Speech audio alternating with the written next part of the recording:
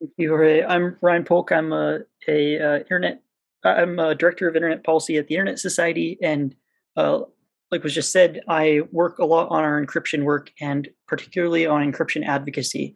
Um, the Internet Society is one of the founding members of the Global Encryption Coalition, um, which you all are a part of through your organization, and uh, we work to promote and defend encryption wherever it's under threat around the world.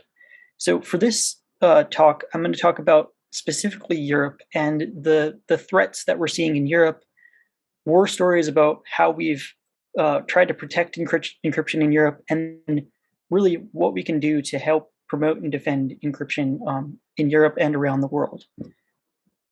So to start off with, I think I just want to level set with why does encryption matter? From a technical standpoint, which I'm sure a lot of you already know, technically encryption adds a lot of security and privacy. But why does that security and privacy matter in the end of the day? It's because of what it's used for. For companies, they rely on encryption for their protecting their finances, intellectual property, critical infrastructure is protected by encryption.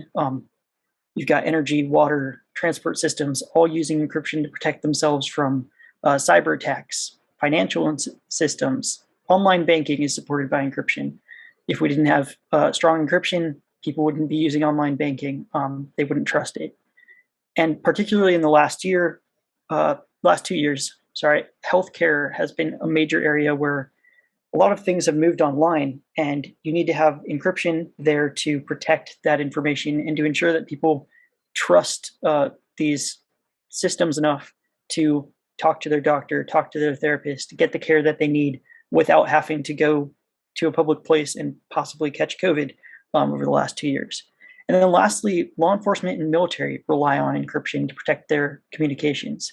This is actually something that we've seen recently in Ukraine, where a lot of people are using end-to-end encrypted apps to communicate things like how to get out of the country if you are a refugee, or even just communicating within Ukraine while not being able to be have that data collected by Russians who may or may not be on that network.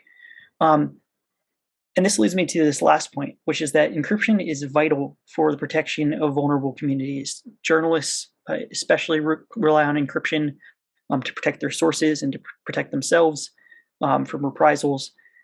The LGBT plus community, they rely on encryption to navigate coming out in a way that could be safe in possibly unsafe situations. Activists in different countries rely on encryption to protect themselves from overreach by government or law enforcement. And domestic violence survivors actually rely on end-to-end encrypted apps. Can rely on end-to-end encrypted apps to reach out to get the support that they need to escape domestic violence situations. There's actually several WhatsApp hotlines that have been set up for people to reach out and get help from organizations that will help them get away from domestic abusers. So, not sure you all need this, since you're all a lot of you are security experts, but I think this is a key thing to note for the rest of my talk, and that's the difference between encryption and end-to-end encryption, because it's very important for this encryption debate.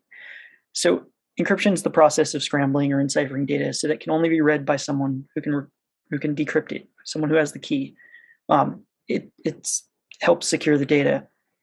End-to-end encryption is any form of encryption where only the sender and the intended recipient, so not even the provider of that service, can read the message. That's a very key distinction, because the policy debate around encryption isn't around encryption generally. It's around the use of end-to-end encryption. And the reason for that is this. Anyone can use end-to-end encryption, which means that criminals can also use end-to-end encryption. So governments and law enforcement are concerned that encryption keeps them from getting the evidence or information that they need to put people behind bars or to catch them before they do bad things. The problem is it's not that simple. And this is where we get to the threats that are facing encryption. So some governments are trying to create ways for them to access end-to-end encrypted content on companies' systems. And the way to do that is through an encryption backdoor. Others are taking actions like making strong encryption illegal, mandating maximum key lengths. I believe in India, for instance, the maximum key length for an encryption key is still on the books at 40 bits. You cannot have a stronger key length. They've never actually enforced that rule, but it's on the books. And there's a lot of other countries that are like that.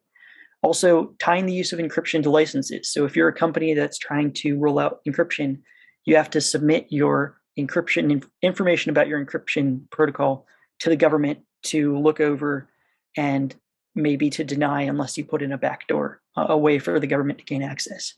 Or one that hasn't happened as much anymore, but was very common in the 1990s, is limiting the import or export of encryption protocols. In the United States, encryption protocols were actually classified as defense weaponry. And so it was subject to export controls where you couldn't actually export a encryption protocol to another country without going through a lot of bureaucracy. People got around that by doing things like printing the code for the encryption protocol on a t-shirt and then wearing the t-shirt out of the country, and other fun things like that. But that's something we don't see as much anymore, but is something to keep in mind. But no matter the method, there's no such thing as a safe backdoor. There's no such thing as a way for a third party to gain access to end-to-end encrypted content without making it less secure. And at the end of the day, the reason's this. If you create another way for a third party to access these encrypted communications, the contents of these communications, someone else could discover that way and use that same way to get in. In essence, an encryption backdoor is an engineered vulnerability. And it doesn't actually work for what they're intending, because the bad guys will always just move to another encrypted service to communicate, leaving regular everyday people at greater risk, and potentially governments as well at greater risk. So there's a lot of policy threats to encryption, to strong encryption. And these threats have evolved over the years. They've evolved in language, the way that governments talk about it. They've evolved in rationale, the reasons why government want to get access, and also these technical means of providing access. There's been a lot of bad ideas over the years, and I'll show in a second how those have changed. They also differ in how they try to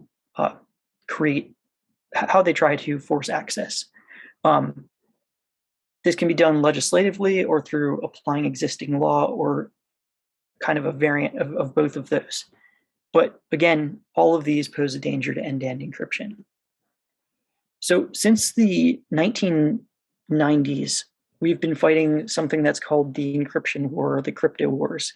And this is this encryption debate, this debate around encryption between governments and the tech community, civil society, and others who want to protect end-to-end encryption.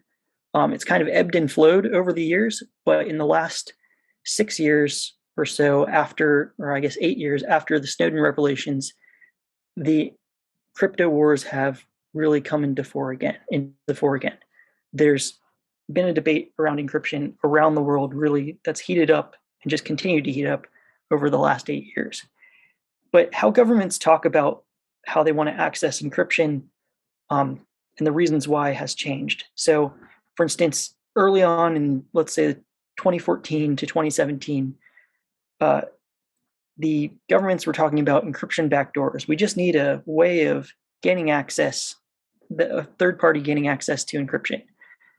The encryption community pushed back on that, and now, because law enforcement and governments realize they can't win with that language, they've now moved on to other language, like going dark. We're not able to see the content of criminals, or lawful access, because that sounds a lot more nice than an encryption backdoor, or the concept of responsible encryption.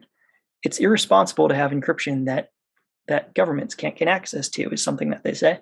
Or warrant-proof encryption in the United States, because you need a warrant to search for evidence. But in their eyes, if you have end-to-end encryption, then a warrant doesn't do any good because you can't get access to the data, to nowadays, what's happening is governments are asking for traceability, which means don't actually tell us what the content is, but we want to be able to tell who sent what, where, which is very convoluted. Or they're just saying we need to have access to the data, but not actually trying to put a fancy slogan on it. The technical approaches have also changed. In the mid 2010s, key escrow was something that was called for by a lot of governments, and that's this concept of if my service creates a key for a conversation between two parties, an extra copy of the key should be held onto by the service provider to then be able to unlock the content for law enforcement if they need it. That is a terrible idea because suddenly you have somewhere a bank vault, so to speak, of keys or a master key that could be hacked, found, and then used to gain access to all the communications that are on that service. And so that's, for an end-to-end encrypted system, that's a really, really bad thing. They've also proposed things like a man in the middle where the content is decrypted, read, and then re-encrypted, and then passed on to the intended recipient. Client-side scanning, which is scanning of content on a phone, for instance, or on an app before it's encrypted or after it's encrypted. Again, you still have access to the contents of the communication, so it's not end-to-end encrypted in practice.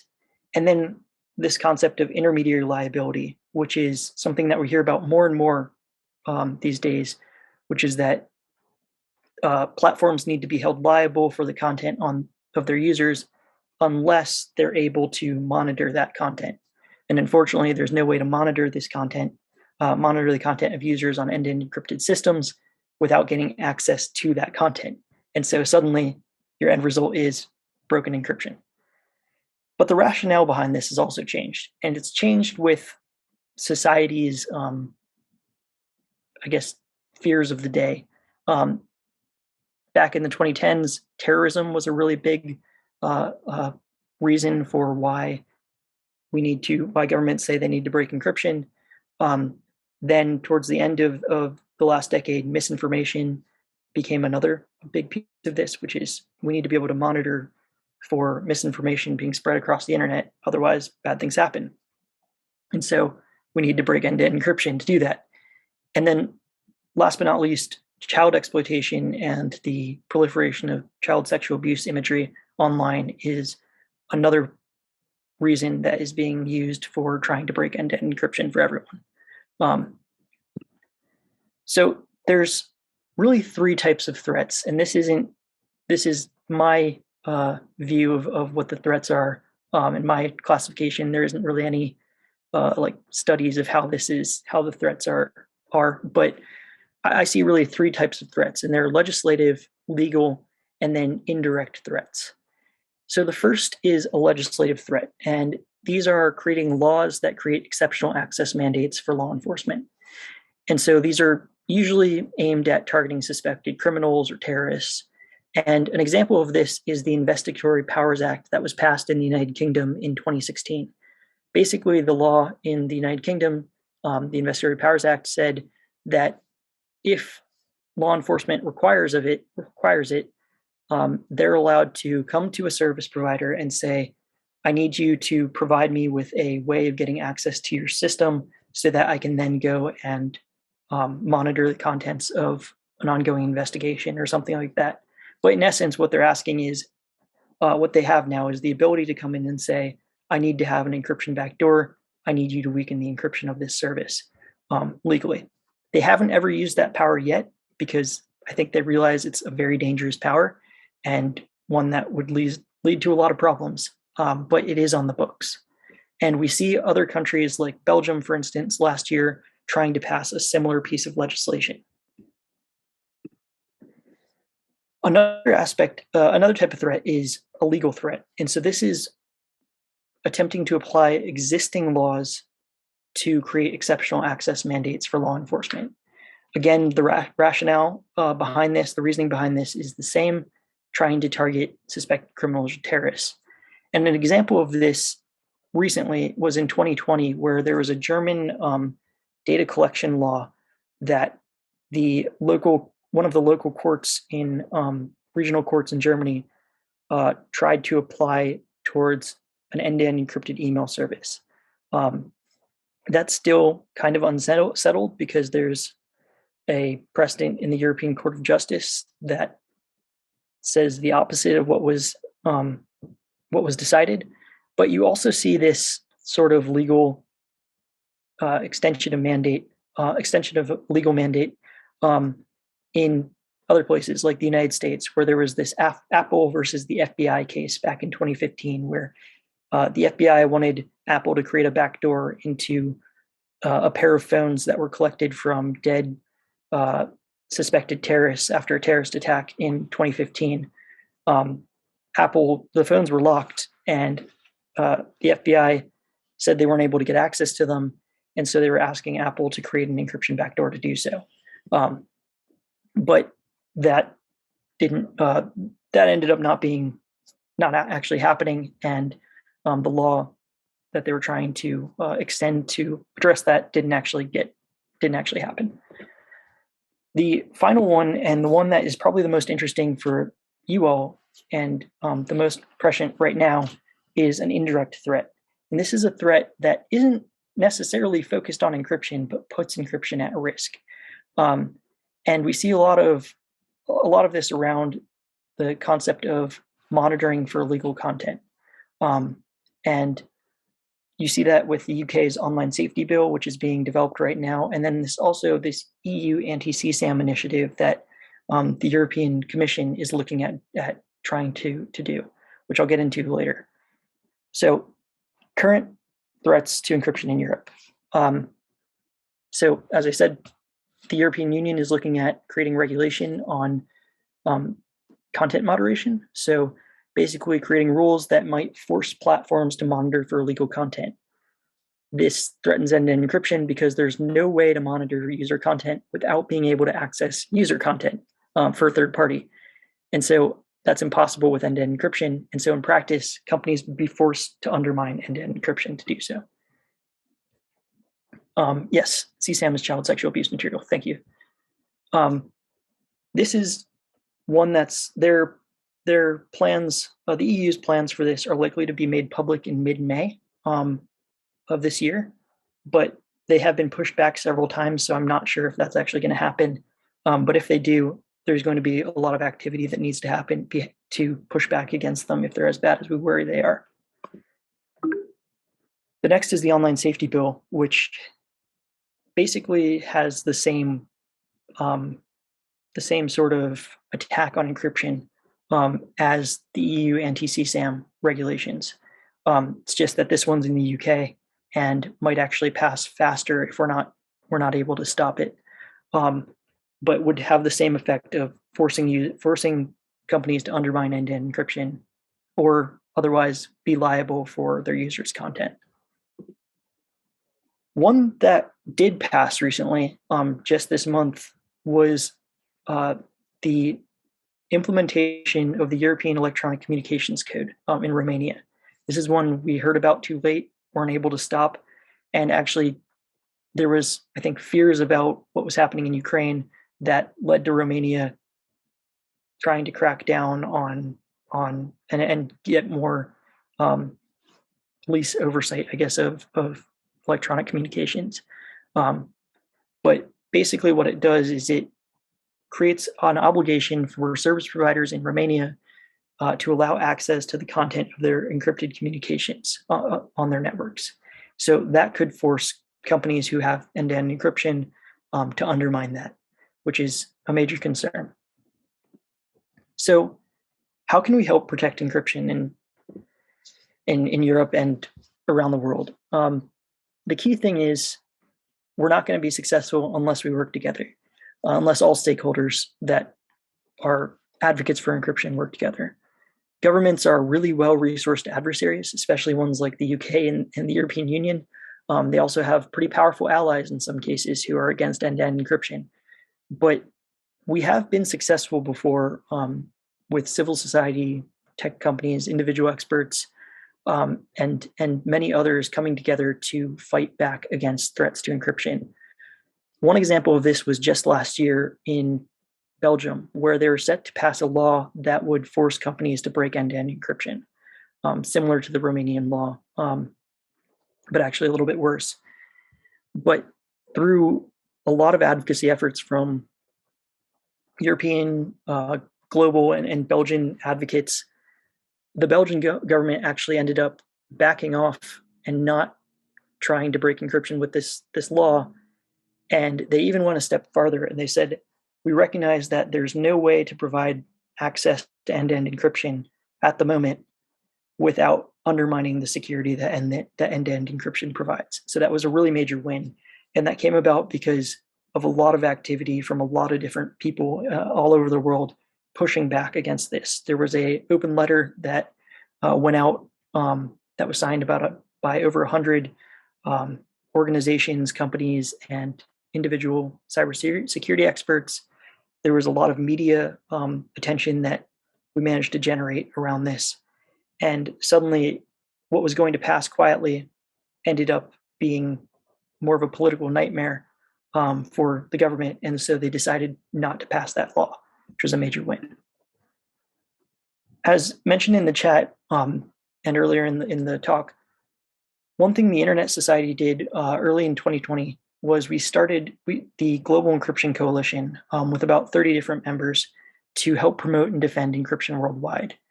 We now have 250 members, including AP2SI.